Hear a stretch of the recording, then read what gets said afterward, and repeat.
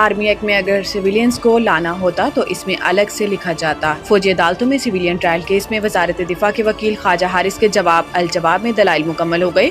آئندہ سماعت پر attorney general دلائل دیں گے۔ جسٹس امین الدین کی سربراہی میں 7 رکنی آئینی بینچ نے کیس کی سماعت کی۔ عدالت نے خواجہ حارث کو آج دلائل مکمل کرنے کی ہدایت کی۔ دوران سماعت جسٹس حسن اظہر رضوی نے استفسار کیا کہ پک اینڈ چوز کس طرح سے کیا گیا۔ وکیل خواجہ حارث نے دلائل میں کہا کہ پک اینڈ چوز والی بات نہیں ہے، جو جرم ہو اس کے مطابق دیکھا جاتا ہے۔ کیس نوعیت کے مطابق انسداد دہشت گردی عدالت یا ملٹری کورٹ میں بھیجا جاتا ہے۔ جسٹس مسرت حلالی نے ریمارکس دیے کہ کیا سویلین اس کے زمرے میں آتے ہیں؟ یہاں پر بات صرف فورسز کے ممبر کو ڈسپلن میں رکھنے کے لیے ہے۔ جہاں پر کلیئر ہوگی یہ صرف ممبرز کے لیے، وہاں پر مزید کیا ہونا ہے۔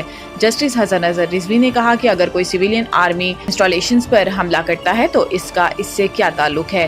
جسٹس نعیم اختر افغان نے ریمارکس دیے کہ صرف ممبرز کے لیے ہے، اور اگر آرمی ایکٹ میں سویلینز کو لانا ہوتا تو پھر اس سے الگ سے لکھا جاتا۔ 1973 کے آئین میں بہت سی چیزیں پہلے والے 2 آئین کی چیزیں ویسے کی ویسے آ گئیں۔ دہشت گردی کو جڑ سے اکھاڑنے کے لیے جہاد جاری رہے گا۔ وزیر اعظم شہباز شریف نے کہا کہ پاکستان کے دشمن ہماری معاشی کامیابیوں سے خائف ہیں۔ دہشت گردی کو جڑ سے اکھاڑنے کے لیے جہاد جاری رہے گا۔ وزیر اعظم شہباز شریف کی زیر صدارت امن و امان کی صورتحال پر اجلاس ہوا، جس میں ملک میں امن و امان کے قیام کے حوالے سے اقدامات پر تفصیلی بریفنگ دی گئی۔ اجلاس میں خطاب کرتے ہوئے وزیر اعظم شہباز شریف کا کہنا تھا کہ دہشت گردوں کو عبرتناک شکست دیں گے کہ وہ پاکستان کی طرف میلی آنکھ سے دیکھنے کی جرات نہیں کر سکیں گے۔ پاکستان کے دشمن ہماری معاشی کامیابیوں سے خائف ہے۔ دہشت گردی کے خلاف کارروائیوں کے لیے تمام اداروں اور صوبوں کی کوششیں لائق تحسین ہیں۔ انہوں نے کہا کہ دہشت گردی کے خاتمے کے لیے وفاقی حکومت صوبوں کی استعداد بڑھانے کے لیے تعاون کرے گی۔ تمام اختلافات بھلا کر دہشت گردی کے خاتمے کے لیے مل کر کام کرنا ہے۔ سیکیورٹی فورسز کے جوان دہشت گردوں سے نبرد آزما اور جانوں کا نذرانہ پیش کر رہے ہیں۔ وزیر اعظم نے ہدایت کی ہے کہ اسمگلنگ کے خلاف تمام ادارے اپنی کوششیں مزید تیز کریں۔ انسانی اسمگلنگ کے نیٹ ورک کے گرد گھیرا مزید تنگ کیا جائے۔ انسانی اسمگلروں کو قانون کے شکنجے میں لایا جائے۔ الیکشن کمیشن نے P T I intra party election case کا حکم نامہ جاری کر دیا۔ حکم نامے کے مطابق P T I intra party election case کے جواب دہ کو 23 اپریل 2024 کو نوٹس جاری کیا گیا، جبکہ P T I intra party election case پہلی بار گزشتہ سال 30 اپریل کو سماعت کے لیے مقرر ہوا۔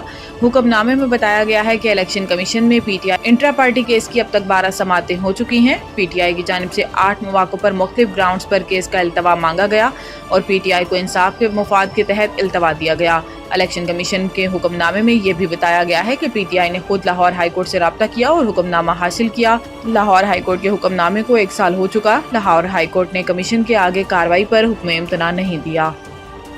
شرح سود میں کمی سے انکار، ٹرمپ امریکی مرکزی بینک کے چیئرمین کی برطرفی پر تل گئے۔ امریکی صدر ڈونلڈ ٹرمپ نے سینٹرل ریزرو بینک کے چیئرمین جیروم پاول سے شدید تنقید کرتے ہوئے کہا کہ ان کی برطرفی میں تاخیر نہیں ہونی چاہیے۔ جیروم پاول شرح سود کم کرنے کی صدر ٹرمپ کی بات ماننے سے انکار کر رہے ہیں، جس وجہ سے صدر ٹرمپ نے انہیں شدید تنقید کا نشانہ بناتے ہوئے ان کی برطرفی کا ارادہ ظاہر کیا ہے۔ جیروم پاول کا کہنا ہے کہ ٹرمپ انتظامیہ کی تجارتی پالیسیاں، خاص طور پر بھاری ٹیرف، امریکی معیشت پر غیر معمولی اثر ڈال رہی ہے اور فیڈرل ریزرو بینک کو دہائیوں سے کبھی ایسی صورتحال کا سامنا نہیں رہا۔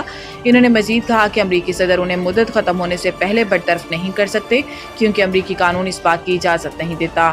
جیروم پاول کو پہلی بار 2018 میں صدر ٹرمپ نے ہی فیڈرل ریزرو کا سربراہ مقرر کیا تھا اور تب بھی ٹرمپ ان سے ناراض ہی رہتے تھے۔